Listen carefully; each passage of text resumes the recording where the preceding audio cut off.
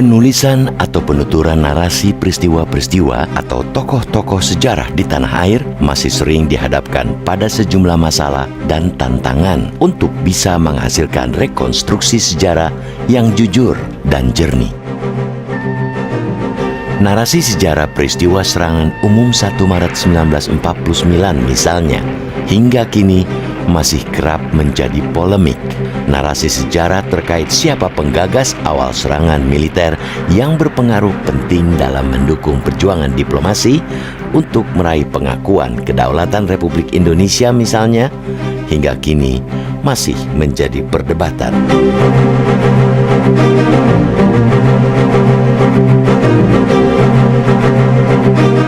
Serangan umum 1 Maret 1949 terjadi kurang dari 2,5 bulan setelah militer Belanda melancarkan operasi Gagak atau Kai Operati untuk menguasai kota Yogyakarta dan sekitarnya. Operasi yang dilancarkan militer Belanda pada tanggal 19 Desember 1948 dan dicatat dalam sejarah Indonesia sebagai agresi militer kedua ini berhasil menduduki kota Yogyakarta dalam waktu singkat. Militer Belanda juga berhasil menahan dan membawa Presiden Soekarno, Wakil Presiden Muhammad Hatta, dan sejumlah pemimpin Republik Indonesia lainnya ke Pulau Bangka. Terus dalam waktu kira-kira 1 jam, Maguwo bisa diduduki oleh tentaranya Van Langen itu, tentara Belanda itu, terus bergerak menuju ke kota, menuju ke Gedung Agung kalau sekarang. Nah, karena di sana Presiden ada di sana. Nah, Jenderal Sudirman mengetahui ini serangan ini, maka memerintahkan kepada Komandan WK3. WK3 waktu itu komandannya adalah Pak Harto ya, komandan Sub WK3 atau apa gitu ya. Perintahnya menghambat gerakan pasukan Belanda ini menuju ke kota. Karena kalau untuk menyerang nggak mampu, karena ini pasukan elitnya Belanda ini. Soekarno ditangkap, kemudian para menterinya juga ditangkap. Satu-satunya menteri yang tidak ditahan adalah Sultan. Kenapa? Karena Sultan pada saat yang sama, walaupun dia juga menteri pertahanan saat itu, tapi dia juga raja Yogyakarta yang diakui juga oleh Belanda. Sehingga dia memiliki kesempatan yang sangat baik ya untuk bisa memantau perkembangan Yogyakarta di bawah pendudukan Belanda. Agresi militer Belanda kedua membuat kondisi Indonesia dalam kesulitan.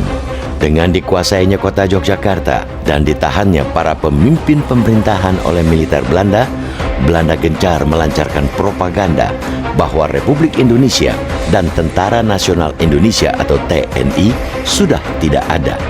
Kondisi ini menyulitkan perjuangan diplomasi Indonesia di PBB yang dikoordinasikan oleh Pemerintah Darurat Indonesia atau PDRI. Jadi 48 akhir dan 49 itu, Palar itu sudah diangkat sebagai perwakilan kita di PBB. Tapi orang banyak bertanya juga, loh Pak Palar darahnya apa? PDRI. Jadi Pak Palar bisa termasuk berdebat dengan Van Clevens gitu ya, mengenai persoalan politik di Indonesia oleh karena adanya PDRI. Pada awal tahun 1949, saat mendengar rencana Dewan Keamanan PBB membahas situasi politik di Indonesia, Sultan menginisiasi serangan umum tentara Indonesia ke Yogyakarta yang kala itu diduduki militer Belanda. Sebagaimana pernah disampaikan Sri Sultan Hamengkubuwono IX dalam sebuah pidato di radio BBC pada tahun 1971, gagasan Sultan agar tentara Indonesia melancarkan serangan ke kota Yogyakarta selanjutnya disampaikan Sultan kepada Jenderal Sudirman lewat surat. Jenderal Sudirman yang menyambut baik gagasan Sri Sultan kemudian meminta Sultan berkomunikasi dengan Komandan Brigade 10 atau Wehkreis 3 Letkol Soeharto untuk merencanakan serangan tersebut. Kebetulan secara ya diam-diam saya toh mendengarkan radio BBC ya Voice of America dan dari Australia saya mendengar bahwa pada permulaan Maret akan diadakan sidang Security Council yang akan membicarakan soal Indonesia. Ini yang saya pegang, dan ini menjadi alasan bagi saya, pertama untuk menaikkan semangat daripada para penduduk kembali, keduanya untuk mengadakan sesuatu yang bisa menarik perhatian. Oleh karena itu, maka pada permulaan Februari saya kirim surat kepada Pak Dirman meminta izin agar supaya diadakan sesuatu serangan umum, akan tetapi pada siang hari. Setelah bertemu Letkol Soeharto pada 14 Februari 1949, menurut Sultan Hamengkubuwono ke-9 diputuskan untuk melancarkan serangan umum pada tanggal 28 Februari 1949. Namun, karena rencana serangan bocor, serangan umum diundur jadi tanggal 1 Maret 1949. Diperintahkan kepada Overste Soeharto untuk mempersiapkan serangan besar-besaran. Siapa yang menandatangani surat perintah itu ialah Kolonel Bambang Sugeng.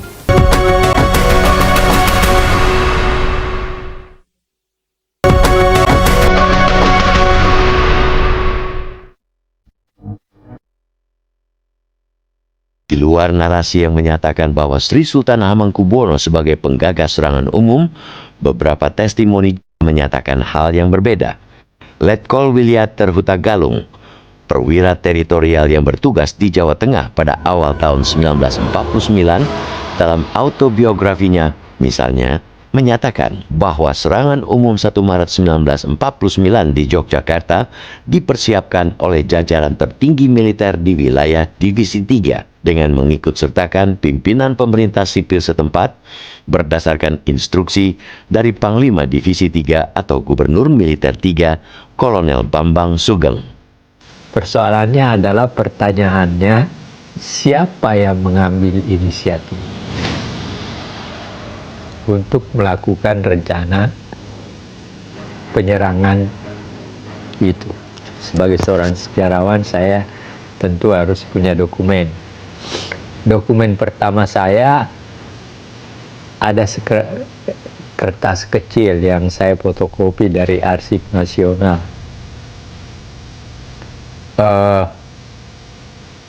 Dokumen itu bunyinya surat perintah. Jadi kop besarnya surat perintah. Bunyinya diperintahkan kepada Overste Soeharto, untuk mempersiapkan serangan besar-besaran, bukan serangan umum.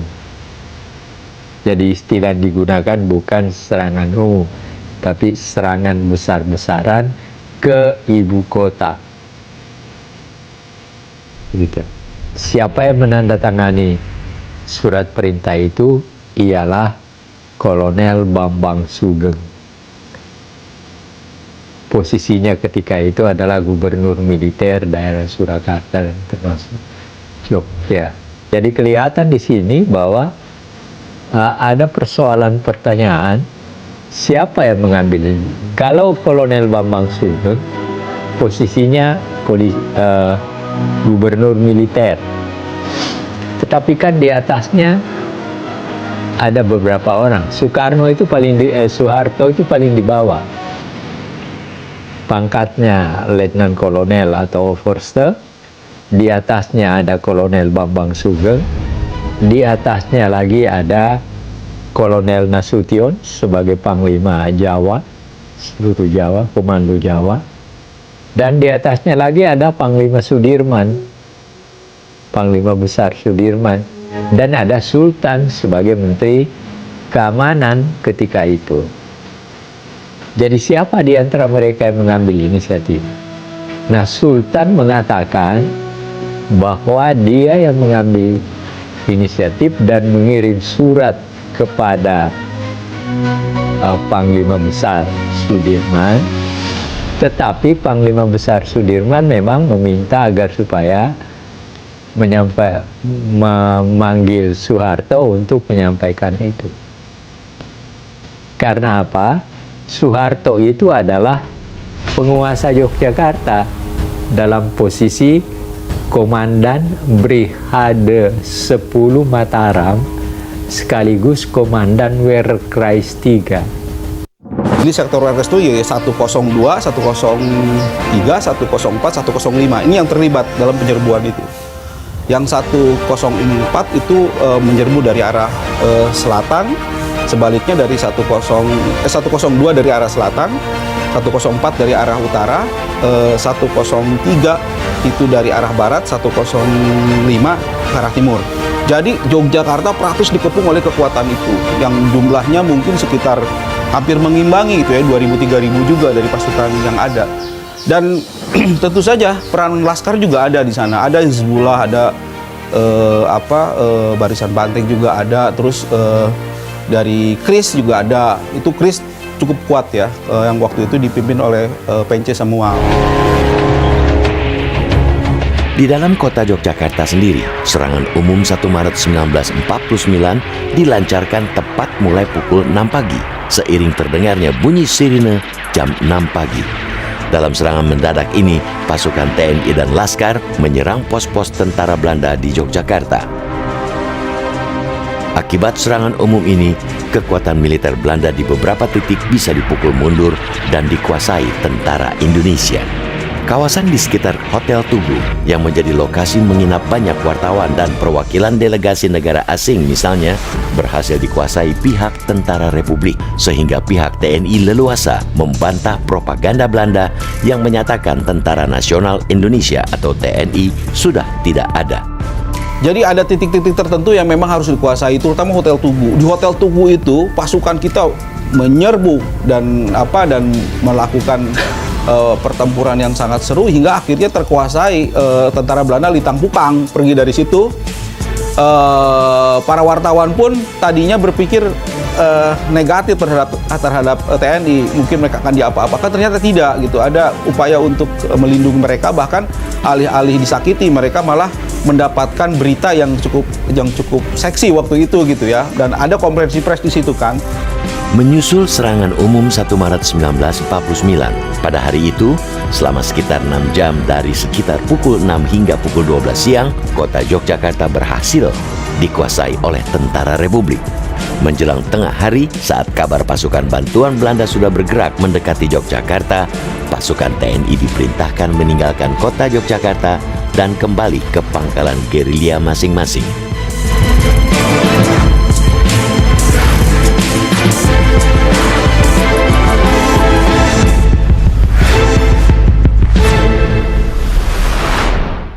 Dan gara-gara serangan itu, PBB jadi tahu ternyata Belanda bohong. Ternyata Republik Indonesia masih berdiri, tentaranya masih aktif, masih bisa menduduki sebuah kota selama 6 jam. Gitu.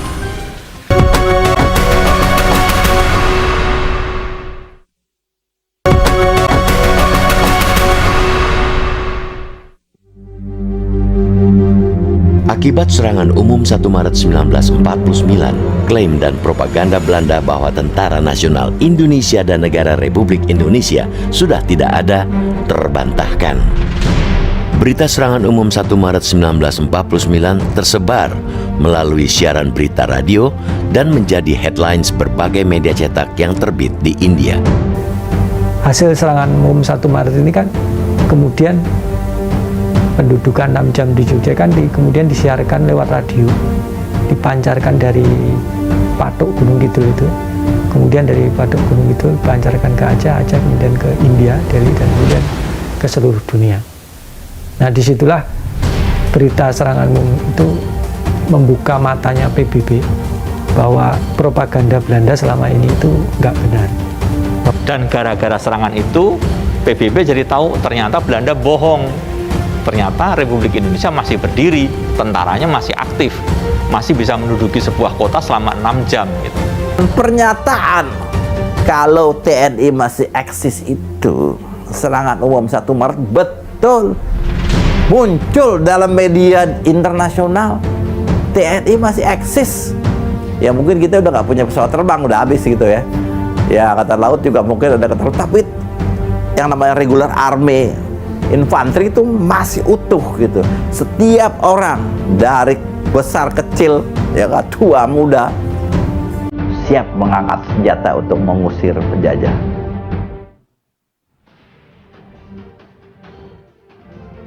Pasca serangan umum 1 Maret 1949, menyusul kian kuatnya desakan dari dunia internasional, Belanda kembali bersedia mencari penyelesaian konflik dengan Republik Indonesia melalui meja perundingan.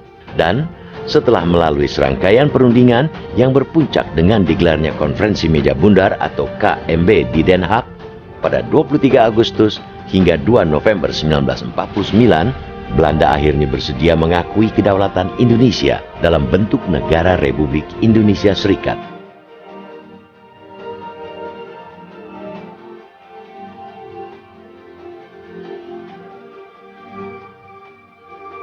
Pada tahun-tahun 1950-an hingga akhir tahun 1960-an, narasi sejarah peristiwa serangan umum 1 Maret 1949 tidak mendapat banyak sorotan, melebihi narasi sejarah pertempuran-pertempuran lain yang terjadi semasa revolusi mempertahankan kemerdekaan, semisal narasi pertempuran Surabaya atau Bandung Lautan Api. Seingat saya, waktu saya masih di SMA tahun 60, sejarah itu nggak pernah dibesar-besarkan. Guru sejarah saya nggak pernah menganggap itu sebagai ya cuma dianggap lewat aja. Disebut bahwa kita pernah melakukan serangan 1 Maret pada tanggal 1 Maret yang banyak disebut dalam sejarah zaman saya SMA itu lapangan Nikada 10 November ya, lalu Bandung Lautan Api ya. Tapi 1 Maret enggak. Pada masa pemerintahan Orde Baru, di bawah pimpinan Presiden Soeharto, narasi peristiwa serangan umum 1 Maret 1949 menjadi hal yang banyak disorot. Dalam buku sejarah Orde Baru, kontroversi bahkan muncul karena nama Letkol Soeharto dicatat sebagai inisiator atau penggagas dan pemimpin pertempuran.